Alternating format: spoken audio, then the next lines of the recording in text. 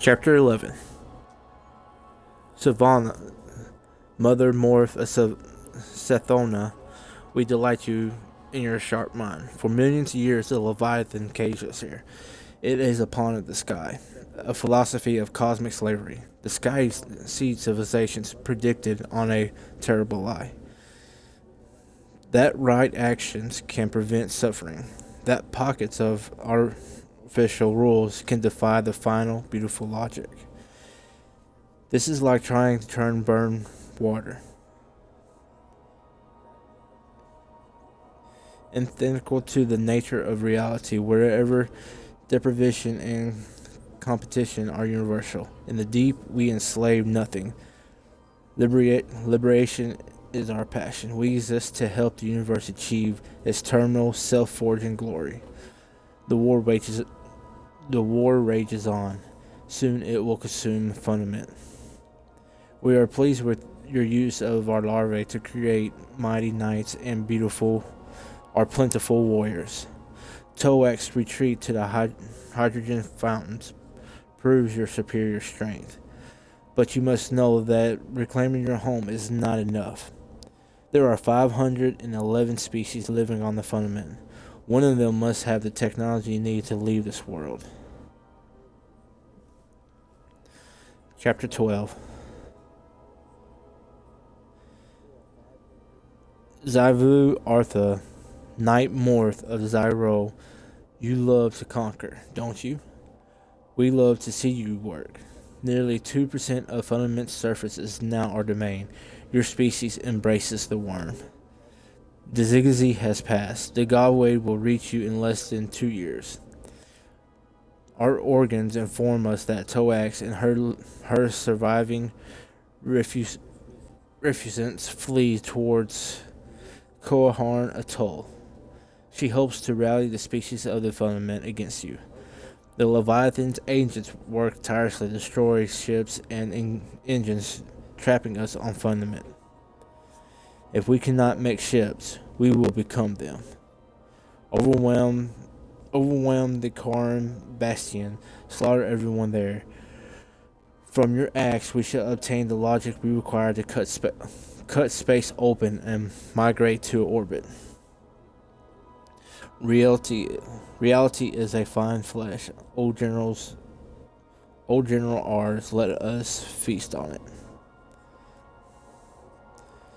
Chapter 13. You've done well, Aurex. Can you feel the growth of your worm? Can you feel your will beginning to warp mere law? At times we detect sadness in you. Understand, long thinker, that you enact as a sacred and majestic task. Existence is the struggle to exist. Only by playing that game to its final unconditional victory can we complete the universe. Your war is divine work. We are free from Fundament's core, and Sathona's cutters are ready to fly.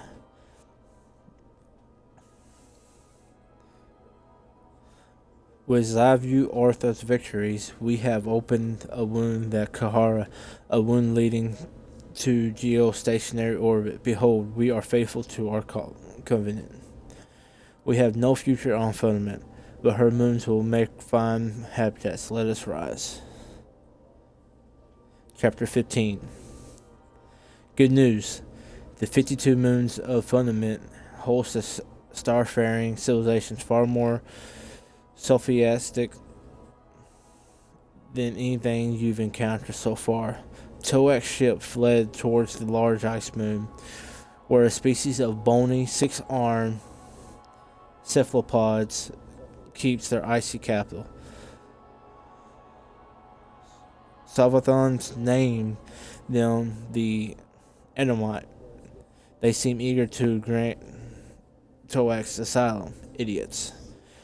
We tried appealing to their hopes and dreams. This was largely unsuccessful, basically because they're already happy and indoctrinated. This angered us, so we've devised a plan. Our organs detect a 53rd moon in orbit of the Fundament, a traveler, a divine presence in the sky. Now we know that Now we know what arranged the Zigguzi. You'll have to kill them all and take their stuff. Once the animal knights are out of the way, we can deal with the traveler. Do not hesitate. You're fighting the hypocritical puppets of a cosmic parasite, Avenger Ancestors. Chapter 15. This is unacceptable. Are you so weak, born as prey and doomed to die by a predator? Arx's failure of resolve led us to catastrophic. The Annamite flees under Chroma Admiral Rafaret have pressed us back to the sixth moon. Once more we find ourselves burrowing into the world's coral to survive. Savathon, you must draw Oryx out of his catatonia. Make him understand that the ideas of peace and stability he clings to are cancers. Brutal, unjust obstacles between us and a fair cosmos. These are the bait stars the sky uses to blind its slaves. War is the natural rectification of inequality. The universe's way of pursuing equilibrium. Xivu Ortha, you cannot defeat the Annamites and Toax in line combat. We propose new tactics. Breed your armies back to strength and find a way to disperse the broods across these many moons. If we cannot defeat their strengths, we will infect their weaknesses. Chapter 16. At last, we knew curiosity would draw you back, Oryx. In their desperation, the Ammonite had begun using paracasual weapons. What are these? How do they work? Wouldn't you like to know? Suffice to say that some powers in this universe are superordinate to mere material physics. The source of these weapons is the Traveler, the sky space star. Their effect is subtle, but devastating. You are armed to respond in kind. Savathon's mothers have listened carefully to our teachings. We will not give you the deep, King Oryx. That power is for us, your gods. But we will teach you to call upon that force with signs and rituals. Small minds might call it magic. You are no longer bound by casual closure. You will defeat. Your will defeats law. Kill 100 of your children along with a long blade, Oryx, and observe the change in the blade. Observe how the universe shrinks from you in terror. Your existence begins to define itself. Of course, High Oryx, we know it was not curiosity alone that brought you back to the war. You felt your own death growing inside you. You must obey your nature. Your worm must feed. Chapter 17. You are dead, young Oryx, betrayed and murdered by your own sisters for the crime of mercy. Remember what you said to the Ammonite Satellite Congress? We will parley on neutral ground. Sylvanas witches have rendered it utterly neutral. No living thing will ever claim it again. The space around the dry moon stinks of rot. This is good. This is right. You will learn from this. Don't you understand, great king? Don't you want to build something real? Something that lasts forever? Our universe gutters down towards cold entropy. Life is an engine that burns up energy and produces decay. Life builds selfish, stupid rules. Morality is one of them. And the sanctity of life is another. These rules are impotence of the great work. The work of building a perfect, undying creation. A civilization everlasting. Something that cannot end. If a civilization cannot defend itself, it must be annihilated. If a king cannot hold his power, he must be betrayed. The worth of a thing can be determined only by one beautiful arbiter.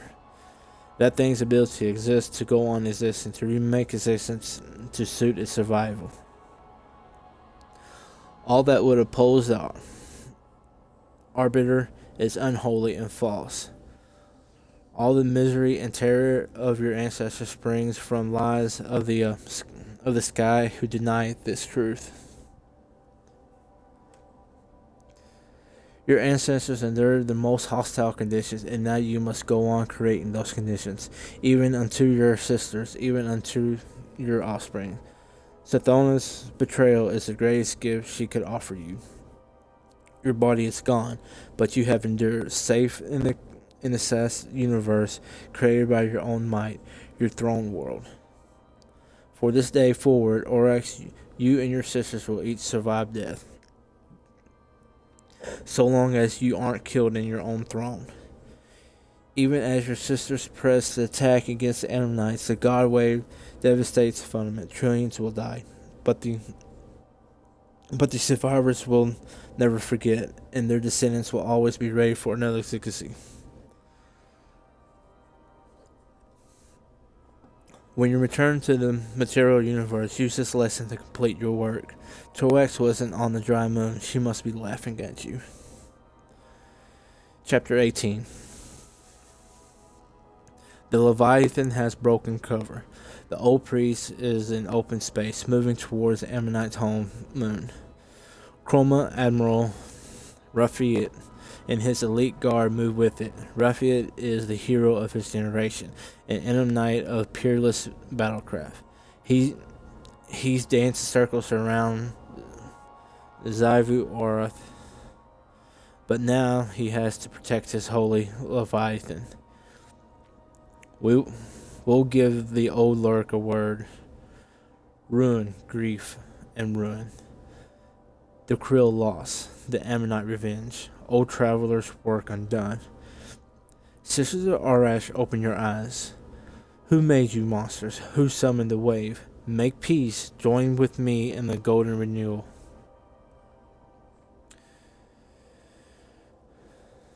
In counter-argument, Oryx, we ask you this. What has this Leviathan done for your people? Who gave you immortality and led you out of your prison? Who answered your questions about the universal truth instead of sermons?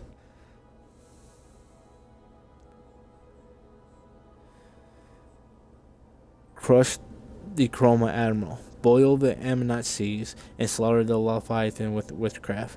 Once the way is open, we'll show you how to eat the traveler. Chapter 19. It's done. Aaron Yule feed on the Leviathan's carcass. Xivu Ortha has made a temple of the Chroma Admiral's impaled corpse. Below us, Sophona's poison-stained Ammonite's home sees black. Their screams flavor the void. The traveler has fled. Do you understand, Oryx? Do you thrill at the secret? Sophona, do you relish in the edge of this truth? Xivu Orath, do you see the beautiful shape? The Ammonite occupied a piece of reality. They rented their existence on the fundament's terms, making themselves happy and fat, fencing themselves in soft lies and sweet apocrypha, saying, we are peaceful and good, we harm nothing. Their golden age was cancer. They did nothing to advance the cause of life.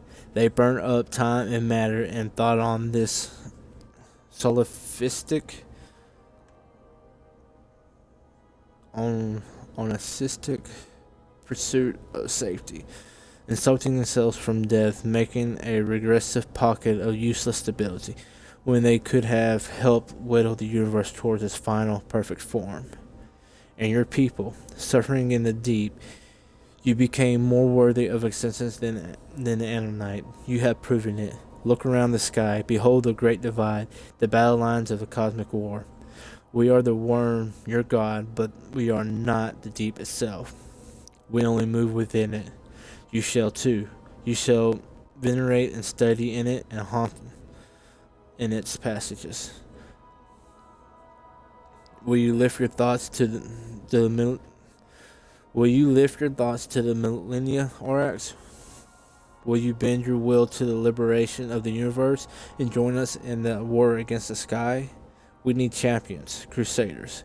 We have help us save the universe. Help us exterminate that which would destroy all hope. You are oath-bound to this task by the covenant of the worm, and you are oath-bound to kill Toax, wherever she's hidden herself. Chapter 20.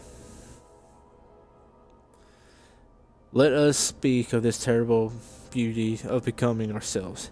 In the beginning we roll hollow moons from star to star.